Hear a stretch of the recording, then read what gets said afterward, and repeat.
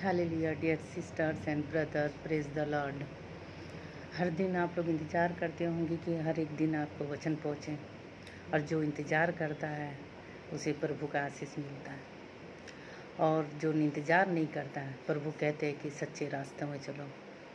तो प्रभु आज का वचन आप लोग के लिए भेजा है कि अपनी ज़िंदगी कितनी सुंदर है, इसे सुंदर बनाने के लिए अपने आत्मा की ज़िंदगी, अपनी शारीरिक ज़िंदगी दोनों ही को सुंदर बनाना है। ये सुंदर तभी बन सकता हम झूठ से दूर रहें, बुराई से दूर रहें। तो आज का वचन प्रभु ने भेजा है। नीति वचन के 9 अध्याय के 18वें वचन में लिखा है, वह यह नहीं जानता कि वहाँ मरे हुए पड़े हैं और उस स्त्री के नेवतहारी अधलोक के निचले स्थान में पहुँचे हैं।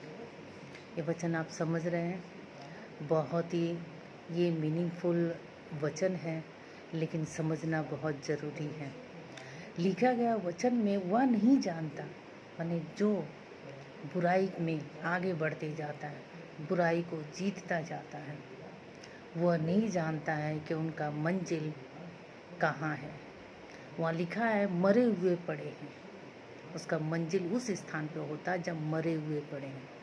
मरे हुए के स्थान कोई शमशान घाट नहीं, कोई मरा हुआ स्थान नहीं, मरे हुए आदमी नहीं। मरे हुए स्थान का मतलब है जहाँ जिंदगी नहीं होती है, जहाँ बहुत ही निराश होता है, जहाँ पर ही किसी चीज़ की कोई हलचल नहीं होती है।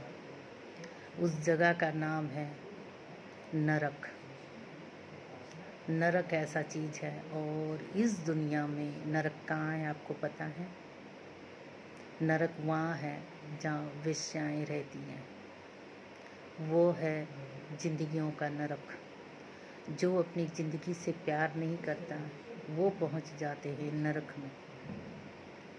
उन्हें पता ही नहीं वो कहाँ पहुँच रहे हैं। अपनी ज़िंदगी से सोच रहे कि हम बहुत प्यार कर रहे हैं, बहुत मौज मस्ती कर रहे हैं, ज़िंदगी 4 दिन की है, हम आराम से इस ज़िंदगी को गुजारें। लेकिन वो नहीं समझते दिन के पीछे एक रात छुपा होता है।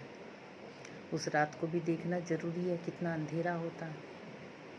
तो इसमें लिखा हुआ है, या वह नहीं जानता है कि वहाँ मरे हुए पड़े हैं और उस स्त्री के नेवतहारी अधलोक के निचले स्थान में पहुँचे हैं, जहाँ पर ही स्त्रियों का व्यापार होता है। वहाँ पर ही वहाँ की स्त्रियाँ, जो भी इंसान वहाँ जाता है, बहुत ही हाव भाव वहाँ पर ही उसका होता है, उनका सम्मान होता है, और इतना प्यार दिखाया जाता है कि वहाँ जाने वाले इंसान को लगता है कि ये स्वर्ग है, लेकिन एक्चुअली वो स्वर्ग नहीं है, वो नरक है। ये वो नहीं समझ पाते। इसीलिए वचन के द्वारा कहते हैं कि वह नहीं जानता कि वह मरे हुए पड़े हैं। मरा हुआ इंसान कैसा होता है? जिसमें आत्मा नहीं होती। मरा हुआ इंसान कैसा होता है? उसमें जीवन की कोई आस नहीं होती। मरा हुआ इंसान कैसा होता है? जो भी जैसा भी कहे वो वैसे ही रहता है, उसमें जो कोई हरकत नहीं होती है, वो है मरा हुआ इंसान। एक जिंदा मरा हुआ इंसान जानते हैं कौन हो सकता है? जो अपने जीवन से हार जाता है, निराश हो जाता है, ज़िंदगी को घुट घुट के जीता है, वो अपनी इसमें मरा हुआ इंसान कहलाता है। मरना कोई फिजिकली डेथ नहीं होती है, मरा हुआ उसको कहते हैं। अंदर से भी वो टूटा हुआ इंसान भी मरा हुआ इंसान ही होते हैं। तो यहाँ पर लिखा गया बात है, मरे हुए पड़े हुए हैं। जो इंसान वहाँ मौज मस्ती करने जाते हैं, वो एक्चुअली वो मौज मस्ती नहीं करते हैं, वो अपनी मौत की तरफ जाते हैं। और उस स्त्री के नेवतहारी का मतलब है सम्मान करना, उसे खुश करना, उसके आव भाव में उसके सारे जो भी उसकी मांग हो पूरी करना।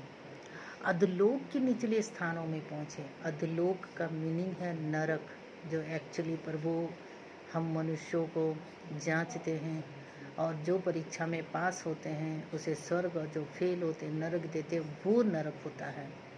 और वो नरक से भी नीचा स्थान कौन सा होता है? जहाँ वेश्यावृत्ति की जाती है, वो होता है।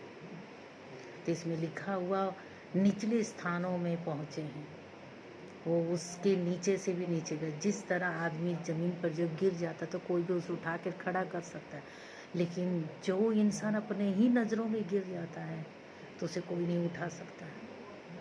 आप लोग भी मीनिंग को समझिए। अब मीनिंग जिस दिन समझ जाएंगे उस दिन आपको प्रभु एक नए रास्ते से, नई बुद्धि से, नए ज्ञान से आगे लेके जाएगा। लेकिन उससे पहले आपको हर दिन वचन सुनना ज़रूरी है, शेयर करना ज़रूरी है। शेयर करना क्यों ज़रूरी है कि ये वचन प्रभु की आज्ञा है, हर एक जन के पास पहुंचना ज़रूरी है। क्योंकि जब हमारा न्याय किया जाएगा, हम सब का न्याय किया जाएगा, तो प्रभु पहला वचन पूछेंगे, तुमने कभी वचनों को सुना है? पहला क्वेश्चन होगा। वचनों को सुनने वाला और सुनाने वाला, इन सब का क्वेश्चन होगा। इसीलिए आप लोग वचन को सुनिए, वचन को सुनाइए, शेयर करिए और प्रभु की आज्ञा को मानिए। Thank you. जय मसीह की। Have a wonderful day.